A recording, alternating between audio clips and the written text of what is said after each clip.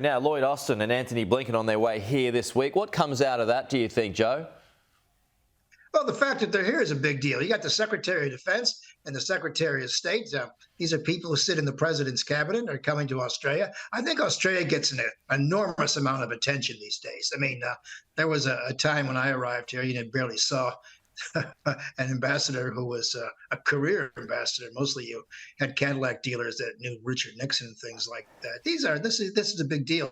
They're really paying homage to Australia, and Australia has got an outsized figure in the United States. I mean, the United States is counting on Australia not only in terms of manpower and what else, but in terms of its position in this neck of the woods. And the United States is going to have an Indo-Pacific position. It needs Australia. It needs these bases that are coming here. And this AUKUS thing is a big deal. I mean, the United States knows that too. So it's the next wave. Yeah, even though some in the United States still pushing back against that, aren't they? Just to ensure that they've got their own supply. Well, these boatyards can only produce so much. I mean, it's not like people grow up thinking, I'm going to go work at a boatyard. I mean, these boatyards have very limited production. Australia comes along and says, we're going to take this, this, and this.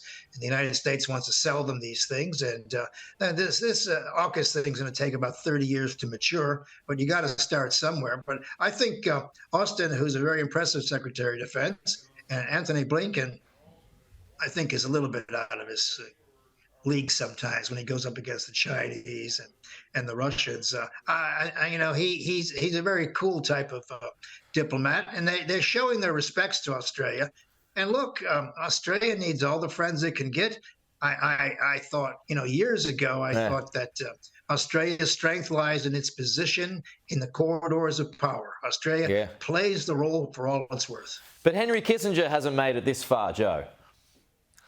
Well, Henry Kissinger once said that he would come to Australia if it was on his way to New Zealand or the South Pole. He didn't make many trips in this direction. He used to see things in terms of geopolitics, but keep in mind he made his career in European politics and detente with Russia, and then he shifted to China in the early 1970s. And to be fair to Kissinger, he did take Taiwan off the table for a generation by agreeing in the Shanghai Communique that there was only one China, and Taiwan was part of it, provided the Chinese did not heavy them, and provided the Chinese didn't heavy them, and provided the Taiwanese did not affect an independent foreign policy. So he did pretty well in his day. Yeah, and he's still going, There in Beijing last week, 100 years old now, Henry Kissinger. And as I said, still going.